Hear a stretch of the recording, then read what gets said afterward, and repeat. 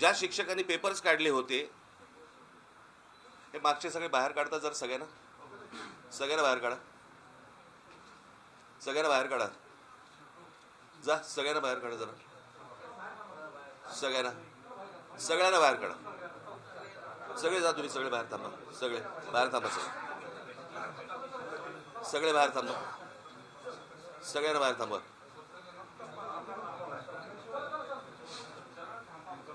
सगळ्यांना बाहेर थांबा. जा, तुम्ही सगळे बाहेर थांबा. सगळे बाहेर थांबा. तुम्ही सगळ्यांना बाहेर थांबवा. सगळ्यांना बाहेर थांबा. तुम्ही बाहेर जा सगळे.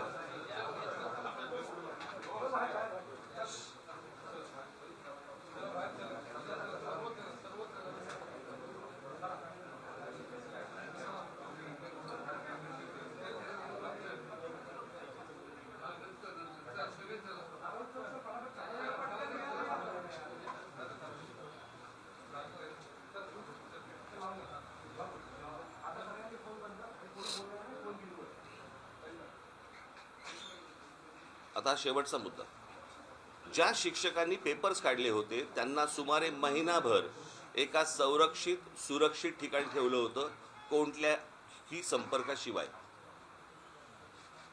सगळा देश त्या परीक्षेच्या आठवड्यात दक्ष होता. बांधकाम गंमत बघा तुम्ही. आपण म्हणतोय तिकडे काय हुकुमशाही आहे किंवा काय जे काय म्हणतोय आणि आमच्याकडे लोकशाही वगैरे, पण आमच्या मुलांनी कशा प्रकारे त्यांचं भविष्य उभं केलं पाहिजे आणि ही परीक्षा सर्वात महत्त्वाची आहे. सगळा देश त्या परीक्षेच्या आठवड्यात दक्ष होता.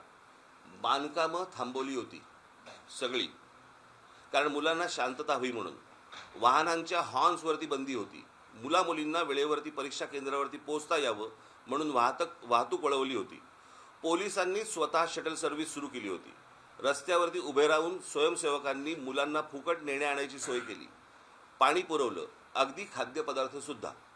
म्हणजे हा एका परीक्षेसाठी सगळा देश उतरला होता. फक्त सरकार नव्हे. चीनमध्ये हुकुमशाही आहे, परंतु आम्ही गुणांची कदर करतो आणि सगळ्या गुणी मुलांना प्रगती करण्याची समान संधी आहे, हे यातून सांगत ते होते. नीटच्या परीक्षेमधनं आपल्याकडे जे विद्यार्थी आहेत हे या देशाचं भविष्य आहे. इतर परीक्षा देणारे विद्यार्थी त्यांचं हे आपल्या देशाचे भविष्य आहे. त्या मुलांकडे कोणताच लक्ष नाही. दरवर्षी पेपर फुटत आहेत. म्हणजे हे नीटचं आंदोलन जेव्हा चालू होतं त्यावेळेला 2 पेपर फुटलेत.